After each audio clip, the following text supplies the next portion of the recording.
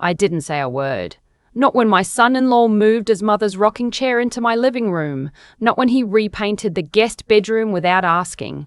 Not even when I came downstairs one morning and found him sitting at the head of my table in my chair, drinking coffee out of the mug my late husband Raymond had given me on our 32nd anniversary.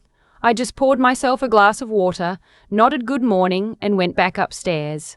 My daughter Willa told me I was being too sensitive. He's just making himself at home, Mama. That's a good thing. She said it the way people say things when they want you to stop talking about something. Gentle, final, like a door closing. I had lived in that house for 31 years. Raymond and I bought it in 1993, a 2-story Craftsman on Elmwood Drive in Columbus, Ohio. We chose it because of the porch. Wide, covered, with room enough for 2 rocking chairs and a small table between them. Raymond said a house with a good porch was a house that still believed in slowing down. He died in that porch chair, actually. Not dramatically, he went in his sleep one July evening, a glass of sweet tea still in his hand. The coroner said his heart just stopped. I said it stopped because it was full. There was nothing left to want. I kept both rocking chairs on the porch after he was gone, his and mine. I never moved his. Willa was our only child. She came back to Columbus after her divorce from her first husband, brought her little boy Micah with her, and I opened the door like I always did. Of course I did. She was my daughter. Micah was 5 years old and scared of the dark, and I wasn't going to let either of them be alone in some apartment. That was 8 years before any of this happened. She met her current husband, Clive, at a work conference in Cincinnati. He was a project manager at a logistics company. Tall, well-spoken, good handshake. The kind of man who seems perfectly reasonable the first several times you meet him. They dated for 2 years and got married at the county courthouse on a Tuesday with Micah and me as witnesses. Small, quiet, exactly what Willa wanted. What I didn't know then, what I wouldn't know for a long time, was what Clive wanted. He moved in after the wedding. That was fine. I had the room. I told them both we could make it work until they saved enough for a down payment on their own place. Clive smiled and said he really appreciated that. He had a way of saying, I really appreciate that. That made you feel generous for about 30 seconds and then vaguely uneasy afterward, though you couldn't say exactly why. The first year was manageable. He kept to himself mostly. He had opinions about the cable package and the temperature of the house, but I chalked that up to adjustment. Everyone takes time to adjust. The second year, things shifted. He started referring to the house as our place, not in a warm way, in a this is mine too way. He started having his brother over on weekends without mentioning it to me. He had a friend named Robbie who would sit in my kitchen until 11 at night, and when I'd come down for a glass of water, Clive would give me this look, not hostile, not exactly, more like I was the one who'd wandered into the wrong room. I talked to Will about it twice. The first time, she said she'd speak to him. The second time, she said, Mama, you have to understand, he's trying to feel comfortable. This is his home too. She didn't mean it cruelly. I know that. But something in me noticed the order of those sentences. His home, too. The house was in my name. Raymond's name came off the deed after probate, and we had no mortgage. We paid it off in 2011. The house was mine, free and clear. We're somewhere around $340,000 at last appraisal. I mention that not to be cold about it, but because those numbers mattered later, and I want you to understand that I was never confused about what was what. Clive wasn't confused either. I figured that out the night I couldn't sleep and came downstairs at 2 a.m. to find him at the kitchen table with his laptop. He closed it when he heard me on the stairs. Not the way you close something because you're done with it, but the way you close something you don't want seen. He smiled and said he was just catching up on some work emails. I said, "This late?" He said, "You know how it is." I went back to bed and lay there staring at the ceiling, thinking about the way he'd closed that laptop. I thought about it for days. A few weeks later, I was looking for a pen in the kitchen drawer, the one where I keep miscellaneous papers, take-out menus, stamps, and I found a printout. It was from a real estate website, a listing. A 55 and older independent living community called Whispering Pines Senior Residence out past the highway. The printout had the address, the monthly fees, the amenities. Someone had circled the move-in requirements with a blue pen. I stood at that kitchen counter for a long time. I put the printout back exactly the way I found it. I went and sat on the porch in my rocking chair. My chair, not Raymond's, and I looked at the street I'd lived on for 31 years. Mrs. Kowalski across the way was watering her marigolds. The Hendersons' dog was barking at something in the hedge. Everything looked exactly the same as it always had. But I understood then that something had already changed, that it had been changing for a while and I had been polite enough, or maybe foolish enough, not to see it fully until now. I didn't say anything. Not yet. I was 68 years old, and I had lived long enough to know that when someone is planning something, the worst thing you can do is let them know you found out. You lose your advantage. And more than anything else, I needed to keep my advantage. I started paying attention differently after that. I noticed that Clive had started taking phone calls out on the back steps, the ones he'd say were work stuff if I happened to walk by. I noticed that Willa had stopped mentioning the down payment. A year earlier, she'd talked about it regularly. We're saving for a place in Westerville, Mama, somewhere with a good school district for when Micah gets older. Now she didn't mention it at all. When I brought it up casually, she'd get a slightly distracted look and say, "Oh, we're just taking it slow." I noticed that Clive had begun talking about updates the house needed. A new roof, updated electrical, a kitchen remodel, expensive things, necessary things even. But he talked about them like a man planning a renovation on a house he expected to be living in for a long time. Not a guest, not a tenant, an owner. One evening in March, I was coming down the hallway upstairs and I heard them talking in the bedroom. Their door wasn't fully shut. I wasn't eavesdropping, I want to be clear about that, but I slowed my steps because I heard my name. It was Clive's voice. He was saying something about how the situation wasn't sustainable long term. He said something about quality of life and needing her own space. He said, "There are really nice places, Willa. She'd have people her own age. Activities. It would be good for her." Willa said something I couldn't fully hear. Then Clive said, "We could convert her room into an office for you. You've been wanting a proper workspace." I walked back to my bedroom and closed the door without making a sound. I sat on the edge of my bed, the bed I'd slept in with my husband for 26 years, and I thought, they are planning to put me out of my own house, not plan me a vacation, not help me downsize on my own terms, not sit down and have an honest conversation with me about what they needed or what I needed, just move me out into a facility so Willa could have an office. I'm not a woman who cries easily. Raymond used to say I had a gift for processing things the way a river processes rocks. Slow, thorough, and I come out the other side smoother for it. So I didn't cry. I just sat there and processed. And then I made a decision. The next morning, I called my attorney. Her name is Diane Okafor, and she's been handling my legal affairs since 2009, wrote Raymond's will, helped me through probate, updated my own estate documents twice. I told her what I'd observed. I told her about the printout. I told her what I'd overheard. She listened without interrupting, which is one of the things I've always trusted about her. When I was finished, she said, "Lena, you have complete authority here. This is your house. Let's talk about what you want to do." I told her what I wanted to do. I didn't want to sell, not immediately, not reflexively. What I wanted was to make sure that whatever happened next happened on my terms.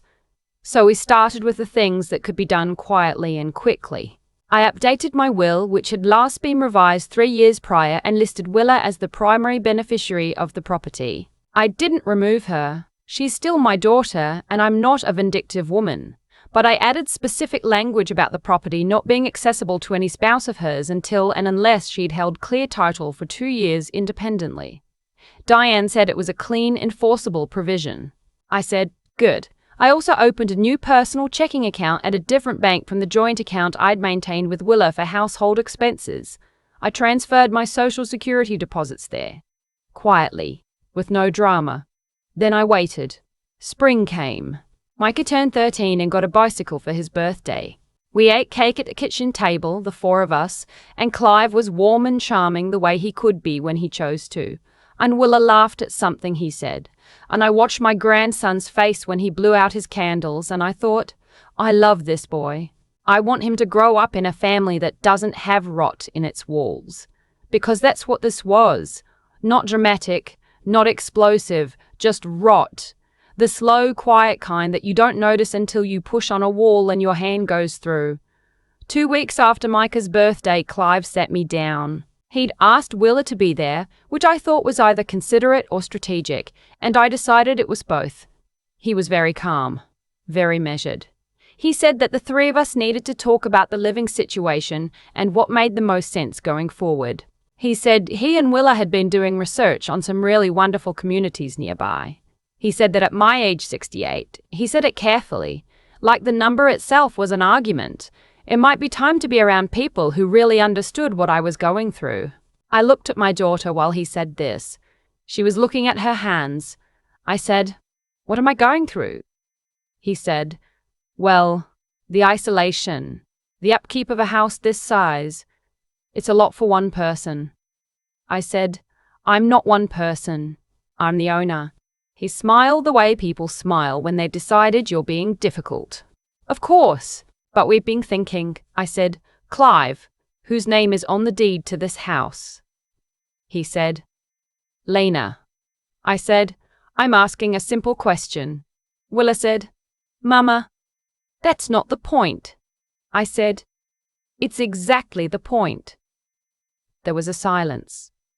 A long one. Clive glanced at Willa. She was still looking at her hands. I said, "I appreciate that you have opinions about where I should live. I do. And I want you to know that I've been thinking about the future too." I stood up. I smoothed my cardigan. "I'll let you both know what I decide." I went upstairs. I heard them talking in low voices below me. I sat at my vanity and looked at myself in the mirror for a while. This face I've had for 68 years, Raymond's wife, Willa's mother, Micah's grandmother, and before all of that, just Lena. And I thought, you are not going anywhere you didn't choose. I called Diane the next morning. I said, "Let's talk about listing the house." She referred me to a real estate agent named Scott Bridges, someone she trusted. I met him for coffee on a Thursday while Clive was at work and Willa had taken Micah to an orthodontist appointment. We talked for an hour. He walked through the house, took some notes, said given the location and condition I could reasonably expect something in the high 300s, possibly touching 400 if we priced it right and the spring market held. I said, "What's the fastest we could close?" He said, "Clean title, motivated buyer, 6 weeks, maybe less." I said, "Let's move. I want to be honest about something." There were moments, sitting with my coffee before anyone else was awake, standing on that porch looking at Raymond's empty chair, when it hurt, deeply. This was the house where I'd raised my daughter, where I'd watched Raymond slow down and then stop, where I'd taught Micah to read on the living room floor with those big cardboard alphabet books. Leaving it was not nothing. Leaving it was the end of something so large I couldn't see all of it once. But I kept coming back to one thought. This house was never going to be mine again anyway. Not really. Not as long as a man who'd circled senior living communities in Blue Pen was sleeping down the hall. The house had already been taken from me, in the slow way that things are taken. Not with locks or papers, but with rocking chairs moved and voices lowered and a daughter who'd stopped meeting my eyes. I was just deciding the terms. Scott listed the property quietly. No open houses, no sign in the yard, just a discreet MLS listing and some targeted outreach to buyers his firm was already working with. Within 10 days, he had 2 serious offers. We went with the stronger one, a couple relocating from Pittsburgh, pre-approved, flexible on the closing timeline. The agent said they wanted to move fast. So did I. The closing was scheduled for a Tuesday. I told no one. That Sunday, I sat on the porch for a long time. Just me and both rocking chairs and the sound of the neighborhood. Mrs. Kowalski wasn't outside, too cold still for gardening, but I could see her kitchen light on across the street. I thought about what Raymond would have said. I thought he would have said something quiet and right, the way he usually did. Something that made things simple. He had that gift.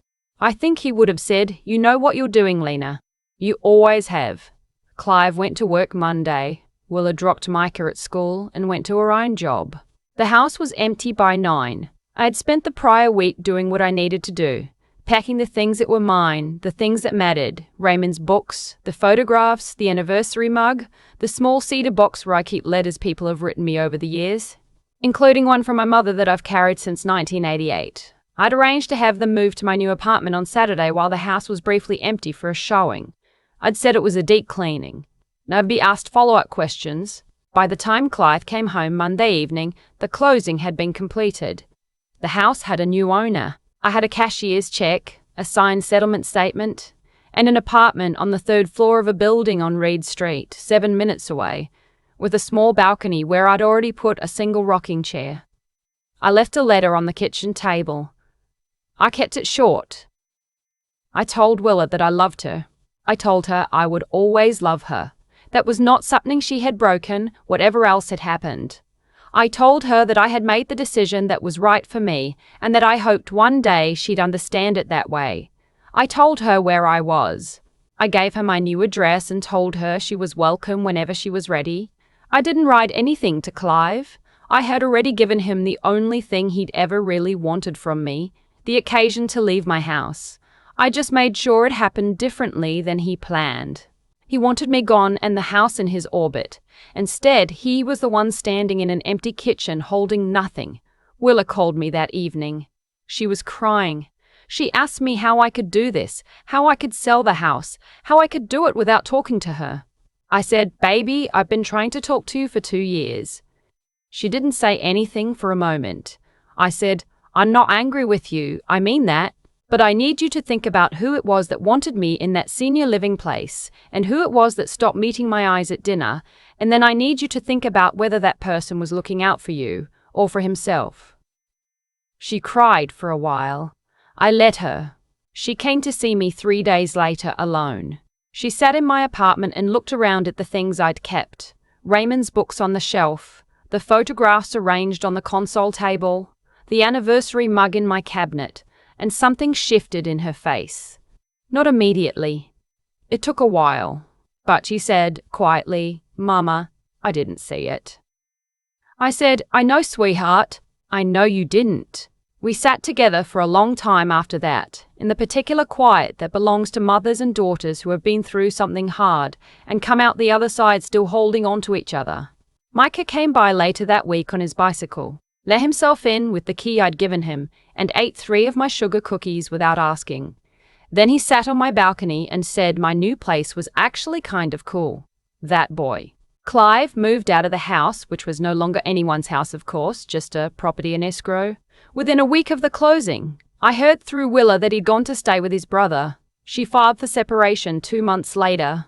She told me she'd started seeing a counselor and that some things were becoming clearer to her. I told her I was glad. I think about that porch sometimes, the wide covered one with the 2 rocking chairs. I think about Raymond saying a house with a good porch still believes in slowing down. My new balcony is smaller, room for 1 chair and a small table. But in the mornings, when the light comes in at the right angle and the street below is just starting to wake up, it has some of that same quality. The believing in slowing down quality. I take my coffee there every morning. Sometimes I bring the anniversary mug. Sometimes I just sit. At 68, I understand something I didn't fully understand at 50 or even 60. That dignity is not something other people give you. It is something you either maintain or surrender, and the surrendering happens so gradually that most people don't notice until the thing is entirely gone. A rocking chair moved here. A door that doesn't quite close there. A printout in a kitchen drawer. I noticed.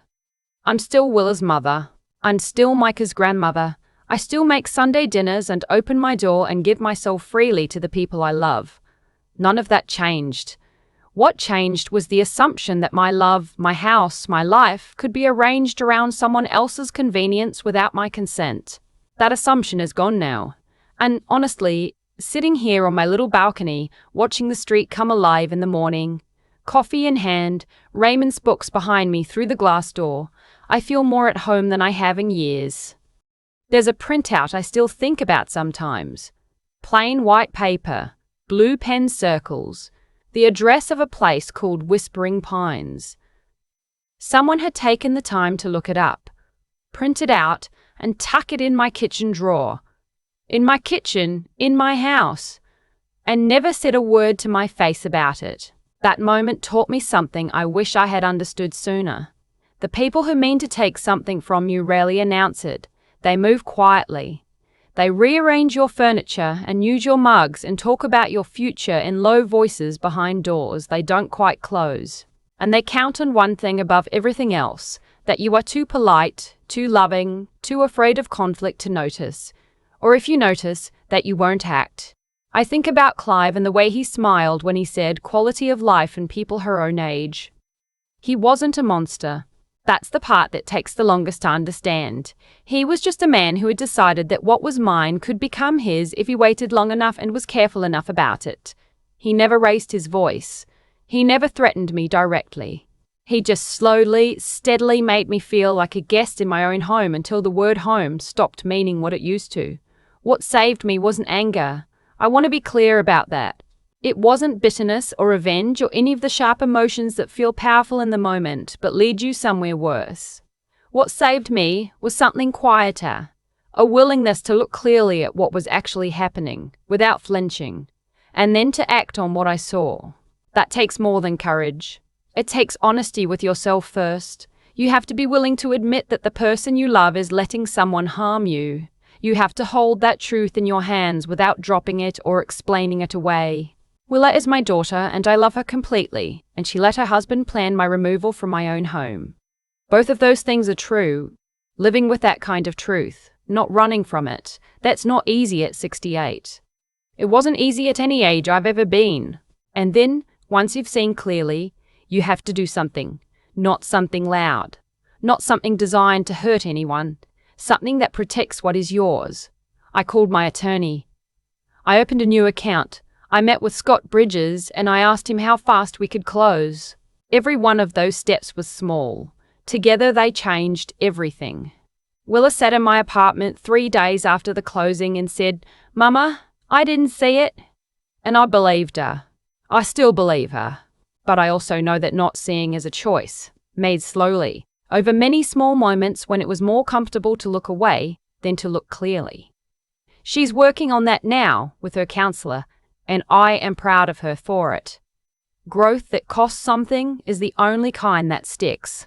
I am 68 years old and I live in an apartment on Reed Street with a small balcony and one rocking chair and a view of a street that is still waking up every morning when I take my coffee out there. It is not the life I planned. Raymond and I had different plans. But I am not diminished. I did not go quietly into a place someone else chose for me. I chose. That, I think, is the whole thing. Not the house, not the money, not even the justice of it. Just the choosing. The knowledge that when it mattered, I saw clearly, thought carefully, and held my ground.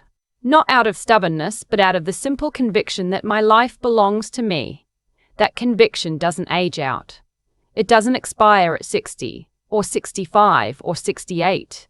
If anything, it gets cleaner the longer you've been carrying it.